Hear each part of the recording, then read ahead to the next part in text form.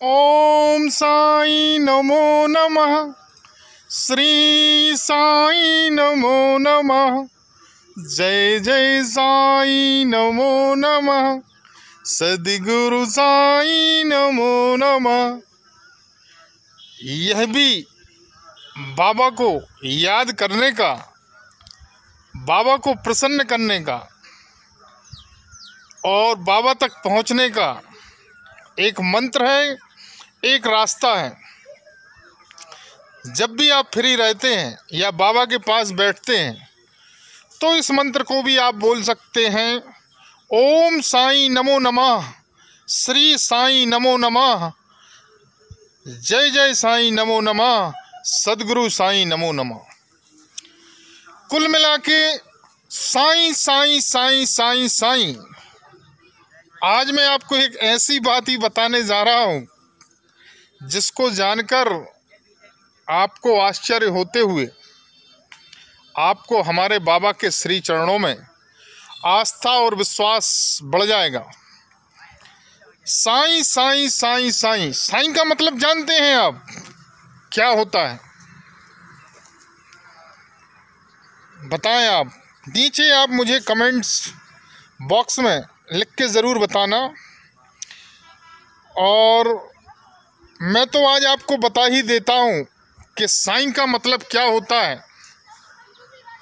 और फिर आप अपने तर्क से उसको मिला लेना कि आप जो सोच रहे थे साईं का मतलब वही है क्या। सा प्लस ई। सा का मतलब होता है सच्चे।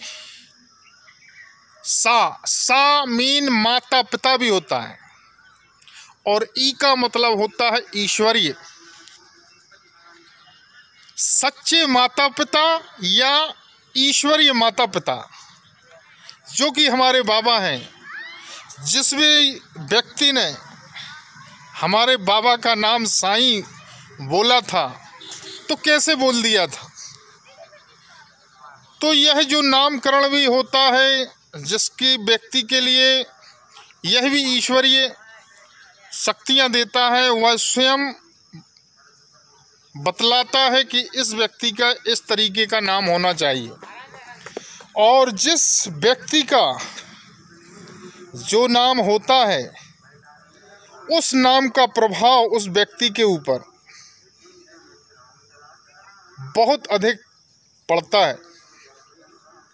इसलिए जब भी आप अपने बच्चों का नाम रखते हैं तो उनका नाम हमारे लिए ईश्वरीय नाम के साथ ही जोड़ते हुए वही नाम रखना चाहिए। आज के युग में जो नाम हम बच्चों के रखते हैं इस तरीके के नाम नहीं रखने चाहिए। जो बाबा ने हमारे, आज मैं आपको एक बाबा की सत्य घटना, एक ऐसी घटना बताने जा रहा हूँ जिसको जानकर आपको हमारे बाबा के प्रति आस्था और विश्वास बढ़ जाएगा।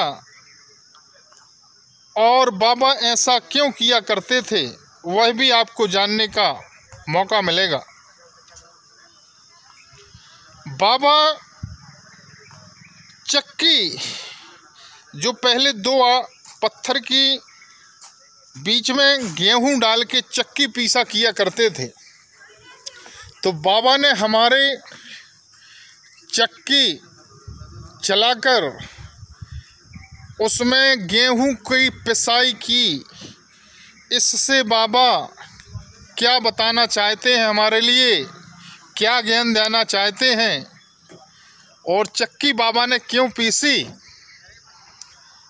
क्या बाबा स्वयं खाना बनाते थे क्या स्वयं के लिए? नहीं, बाबा केवल भिक्षा मांगकर ही अपना पेट भर लेते थे।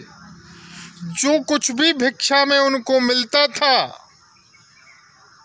चाहे वह सूखा हो, बासा हो, ताज़ा हो, किसी भी तरीके का हो, बाबा ने कभी भी भोजन पर विशेष महत्व नहीं दिया। मिल गया तो खा लिया और नहीं मिला तो नहीं खाया, क्योंकि वह 24 घंटे राम राम राम राम राम अल्लाह मालिक का जप में लगे रहते थे। और वह उस जप में लगे लगे सभी व्यक्तियों के बारे में, जो हमारे बाबा के भक्तगण हुआ करते थे, उनके बारे में, और धर्म का प्रचार किस तरीके से किया जाए, व्यक्ति को अच्छा कैसे बनाया जाए, उसकी परेशानी कैसे दूर की जाए, इसमें लगे रहते थे। तो जब शिरडी में महामारी आई थी, महामारी का रोग फैला था, उस समय उसके पहले ही बाबा ने भिक्षा में गेहूं मांगने का काम चालू कर दिया था। अब कई व्यक्ति सोचने लगे कि बाबा कभी खाना बनाते हैं नहीं, बाबा को तो बना बनाया हम दान करते हैं, उसी से वह भोजन कर लेते हैं। थी वह हमारे बाबा को एक अपना बेटा, अपने बच्चे की तरह स्नेह किया करती थी, तो वह भी खाना लाती थी। फिर सभी लोग सोचने लगे कि बाबा दान में गेहूं का दान क्यों मांग रहे हैं, क्योंकि बाबा को ज्ञात था कि महामारी का रोग आने वाला है।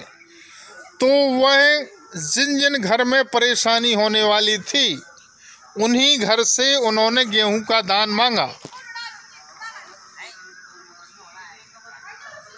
और उस गेहूं को स्वयं ही चक्की में पीसकर उन सभी व्यक्तियों के दुष्कर्मों को, उनके गलत कार्यों को उन्होंने उस गेहूं के रूप में उस चक्की में डाल के उनको पीस दिया, उनको समाप्त कर दिया।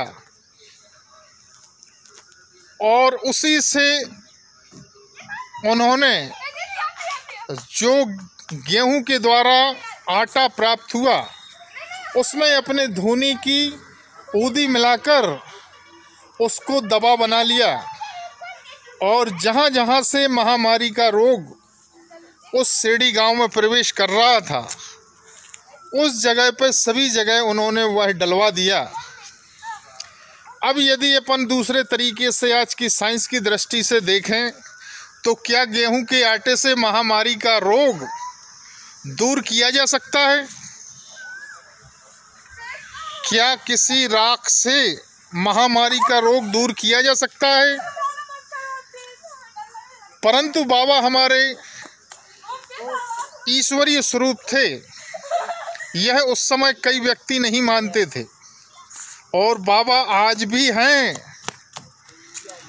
यदि उनको अनुभव किया जाए, सच्चे मन से पुकारा जाए, और यदि सही रास्ते पर चलते हुए, सही तरीके से बाबा के मंत्र का जाप करते हुए हमारे बाबा को, हमारे हनुमान जी महाराज को याद किया जाए, तो निश्चित ही वह आपके ऊपर कृपा करना शुरू कर देंगे।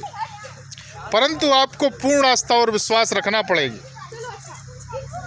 तो पूर्ण आस्था और विश्वास रखते हुए आप हमारे बाबा के मंत्रों के जप में लगे रहें, बाबा की कृपा आप पर जरूर होगी।